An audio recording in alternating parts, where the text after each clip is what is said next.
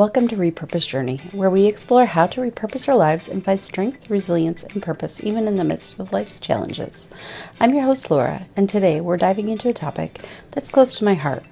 It's the mind-body connection and how to cope with the physical and emotional toll of living with chronic illness, and specifically Meniere's disease. If you've been following my journey, you know that Meniere's has affected my life in so many ways. Between dizziness, tinnitus, headaches, vision issues, it can be overwhelming.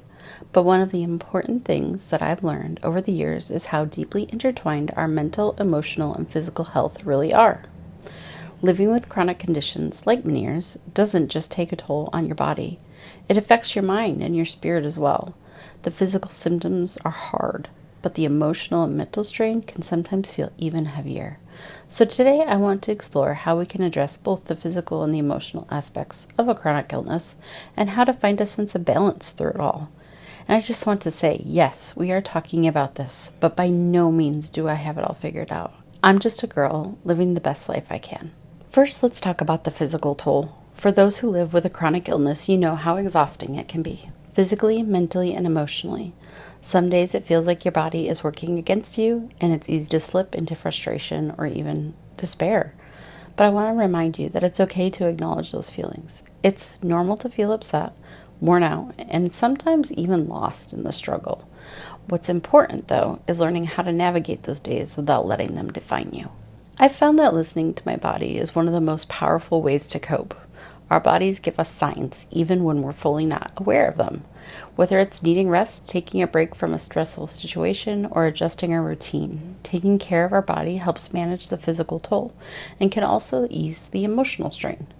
A lot of the signs that I have learned about, I ignored for a long time. I didn't even realize that was why X, Y, and Z were happening. So if you're still learning, that's okay too. Now let's talk about the emotional toll. And this is where the mind-body connection really comes into play. It's no secret that stress, anxiety, and depression can manifest physically in the body. Chronic illness can bring a lot of uncertainty, which can trigger feelings of fear or frustration. These emotions can add weight to an already heavy load. Anxiety and depression are battles that I have fought and probably will continue to fight every day. The weight of the unknowns, the constant what-ifs, the possibilities of what might happen in the future can feel overwhelming. It's like carrying a heavy load that doesn't always have a clear path to relief. But acknowledging these struggles is part of the journey, and it's okay to recognize when that weight becomes too much.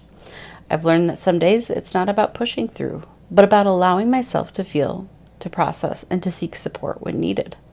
The challenge isn't just in the physical symptoms of chronic illness, but also in how it affects your mental health. And it's okay to admit that it's hard. It doesn't make you weak, it just makes you human.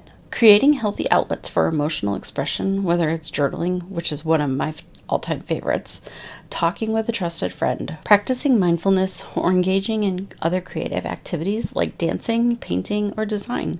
These activities allow me to release pent-up emotions and ease mental tension. I've learned that giving myself grace on tough days is essential.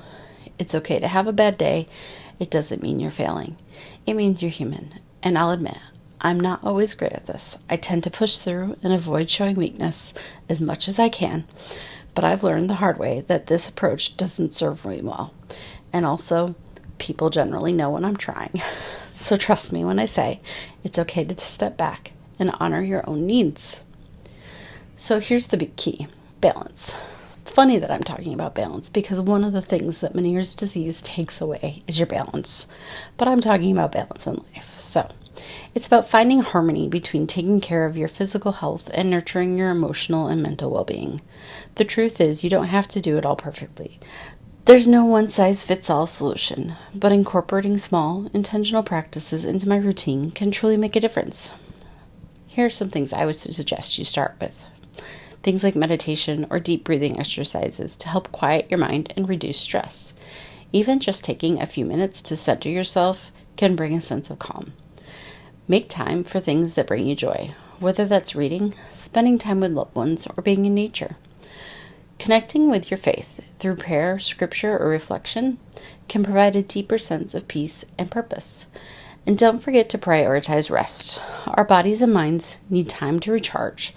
Balance is not about perfection. It's about being kind to yourself and honoring your needs, no matter how small they may seem. Today, as I wrap up this episode, I want to leave you with this reminder. Chronic illness may be a part of your story, but it doesn't have to define you.